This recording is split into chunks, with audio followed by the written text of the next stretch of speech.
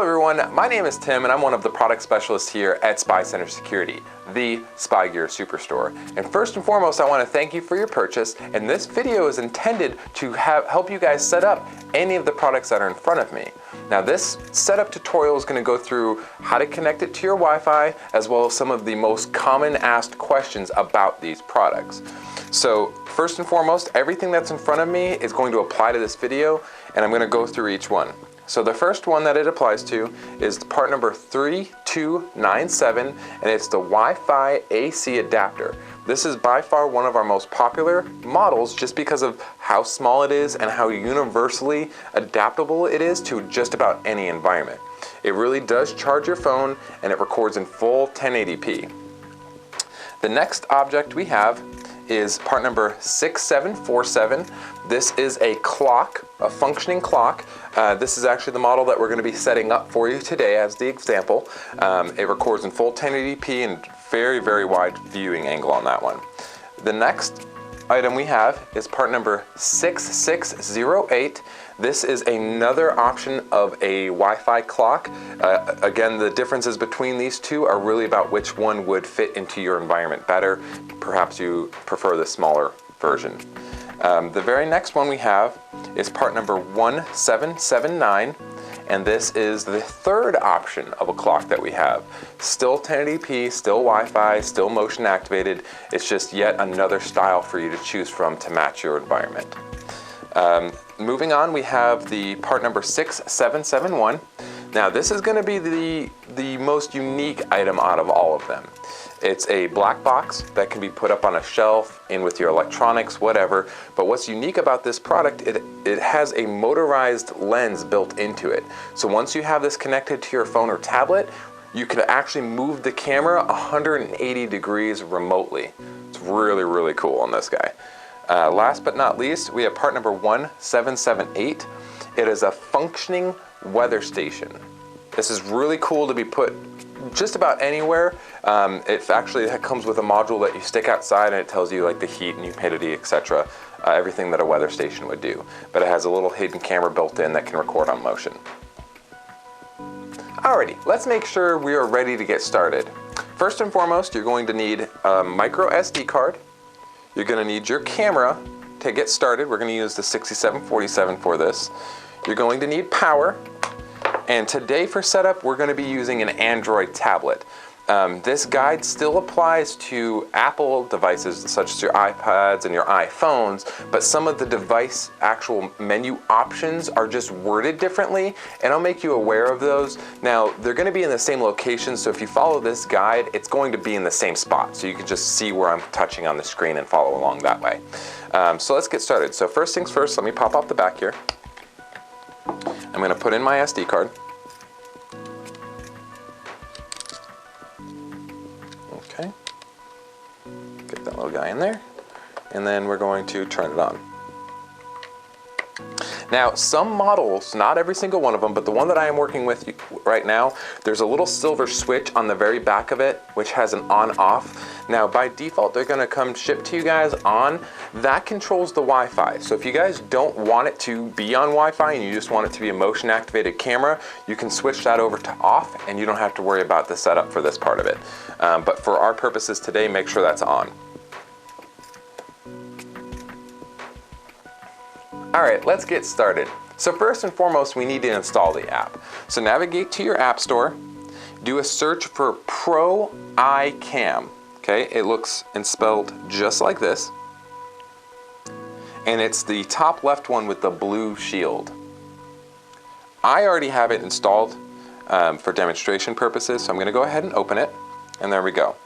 So now that this thing has been on, the camera has been on for a couple of minutes, it's actually going to produce a Wi-Fi signal. So we need to connect to that Wi-Fi signal on the device that you're using, your tablet or your phone. So how I do that on an Android is I just hold down the Wi-Fi button here. If you're using an iPhone, you'll probably have to go to your settings and then Wi-Fi. And we're going to actually look for it in the list here. So about midway down, and you'll see where I tap on the screen, it's called YMADE and then a bunch of numbers. So I'm going to go ahead and connect to it. There's no password to connect to it either, so all you have to do is tap it. Once it says on the bottom of the screen there that I am connected, I'm going to navigate back to the app. And at this point, that's just warning me that it doesn't have internet access because I'm just connected to it. So don't worry about any warnings that it sends up.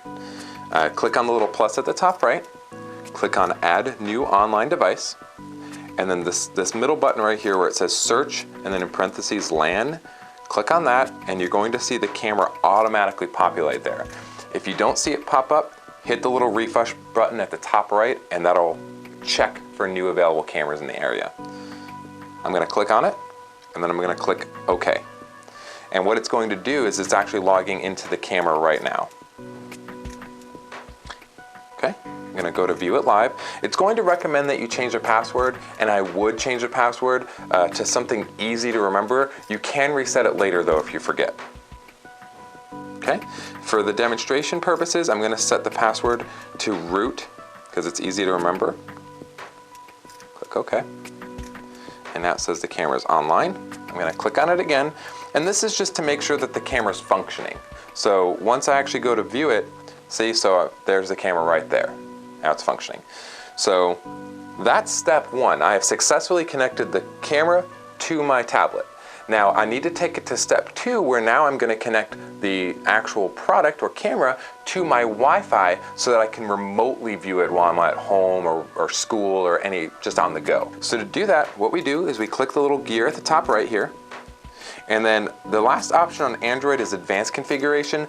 Now Apple users is going to say device settings, but it's in the same spot here. So go ahead and click on it. And then the very second option is Wi-Fi configuration. So click on that. And now what this is doing is it's showing a list here by clicking right there. It's going to show a list of all of the available Wi-Fis that this detects. So if we go midway down the list here, we should be able to find mine, which is SpyCentre Employee Use. So I'm going to connect to that.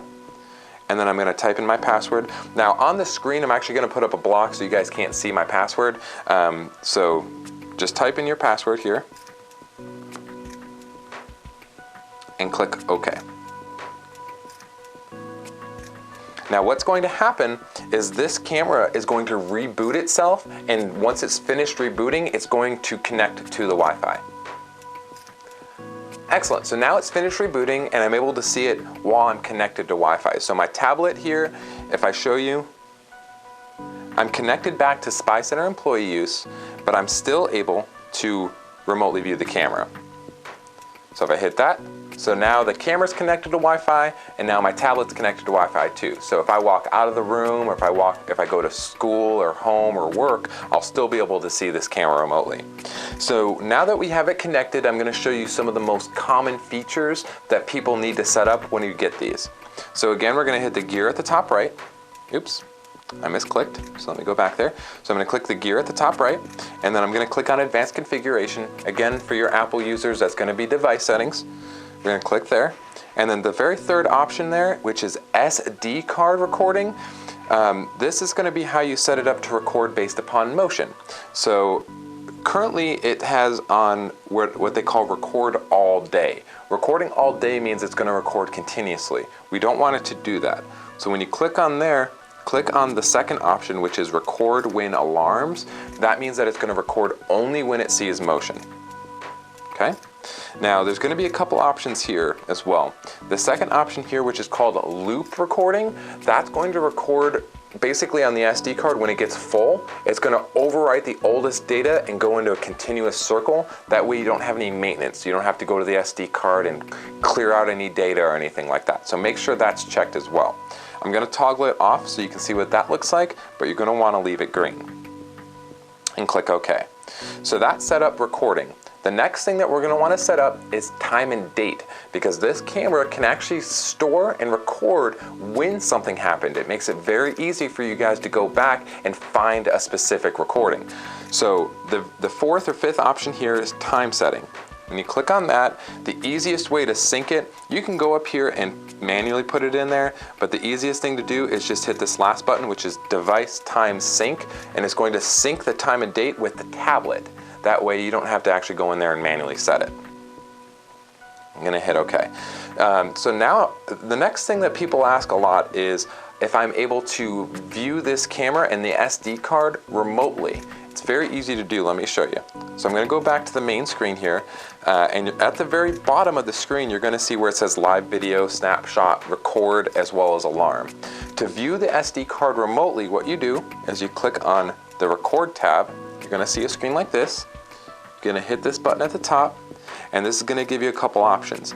So right now it's set to local, but to see the SD card remotely, click on Remote SD Card, select your camera, and right now this is the list of all of the recordings that's currently on the SD card. Mine's only been set up for a couple of minutes, so I only have a few recordings. To view the recording, you simply tap on it and give it a few seconds, and it'll start playing back that file. So this is actually playback streaming from the SD card right now. Alright, so the next feature that I'm going to show you guys how to change is some of these models have a little blue light on the front of them. If I swing this around and show you, you might not be able to see it in the cameras because it's so far away, but there's a little blue light here. Now, if you guys want to toggle that off because you don't want anything given away, it's actually really easy to do, and it stays permanently off. So all you do is click the camera like you're going to view it live, and then at the very top here, you're going to see a little, it looks like a flashlight, honestly, with like it's projecting light. All you do is click that once, and you see how those little light lines went away. That turned it off. So I'm going to turn it back on for demonstration purposes right there, and then that disables it, and that's literally it. Okay, so the next thing that people ask all the time is that these things have the ability to, some models at least, have night vision, but you have to manually turn it on and off. So if you log in, you want to see something and it's dark, you can actually log in and turn on the infrared. Let me show you how to do it. Again, I'm going to go back to a live view. Now to view night vision, you actually click the button that was right next to the blue light button, which is this one to the right. That turns on the little tiny lights here, that turns on night vision. So to turn it off, just press it, and that's it.